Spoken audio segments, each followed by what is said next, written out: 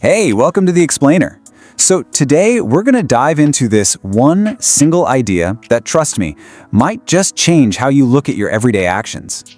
It's this concept that suggests even the smallest good deed has a power that echoes way, way beyond what we can even imagine. So here it is. This is the core idea.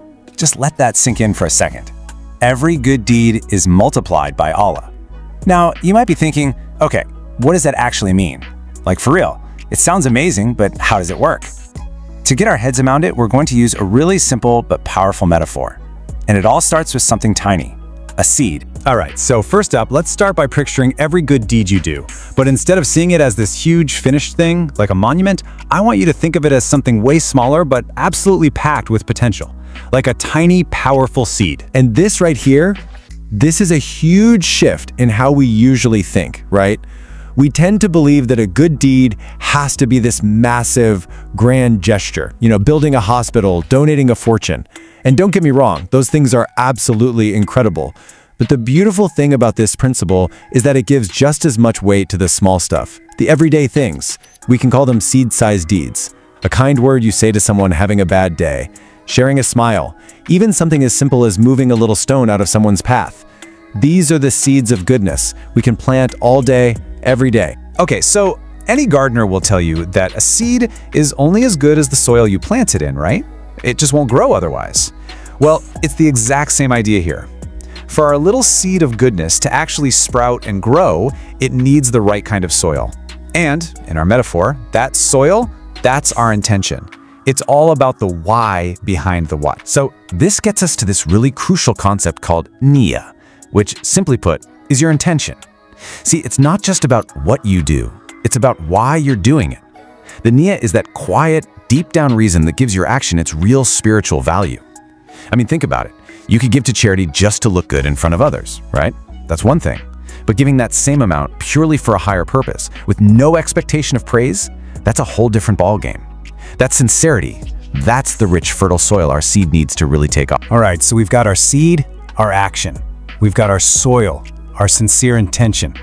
Now we get to the most amazing part of this whole thing, the multiplication. This is where that tiny seed, planted with pure intention, starts to grow in a way that is, well, frankly, miraculous. And it all begins with just one.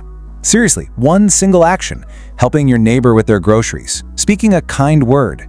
It can feel so small, so singular, almost like it doesn't matter in the grand scheme of things. But here's the secret. It's never, ever just one. And look how simple this process really is. Step 1, you plant that seed. You do the good deed. Step 2, you nurture it with that good soil, your sincere intention, your niyyah. And then step 3, this is where you just have to step back and witness the divine multiplication. All of a sudden, the reward you get is completely disconnected from the size of what you did in the first place. And I mean, just look at the scale of this. It's actually kind of mind-blowing. If your action is this tiny little bar over here, with a value of, say, 1, the reward isn't just double or trickle. No, it's on a completely different level. It is exponential. It's like your small, sincere effort is met with this massive, overflowing reward. The comparison is just, wow. Okay, so this all sounds great, but what is this harvest? What does this huge reward actually look like in real life? Well, the beautiful part is that it's a twofold harvest. You get rewards right here, right now, in this life, and you also get rewards that are stored up for you in the next. So yeah, the rewards really do come in two flavors. In this life, doing good brings these amazing, immediate benefits. You feel that inner peace, right? That sense of purpose, a genuine contentment, and you can literally see the positive ripples it creates around you, in your community.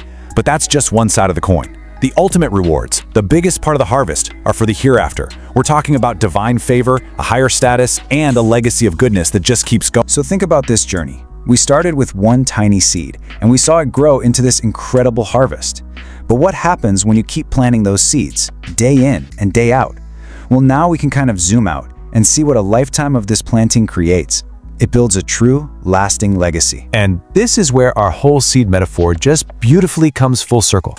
See, each one of those little seed-sized deeds you did, it didn't just give you a one-time reward. No, it grew into a strong, magnificent tree. And over your lifetime, all those trees, they grow together. They become this vast, thriving forest. That's your legacy. a forest of goodness that provides shade and comfort and benefit to others long, long after you're gone. So that leaves us with one final thought, a question for you to really reflect on. When you think about your day-to-day actions, those little moments, when you think about your intentions behind them, and this incredible power of multiplication we've talked about, the question is, what kind of forest are you growing? Thanks so much for joining us on The Explainer.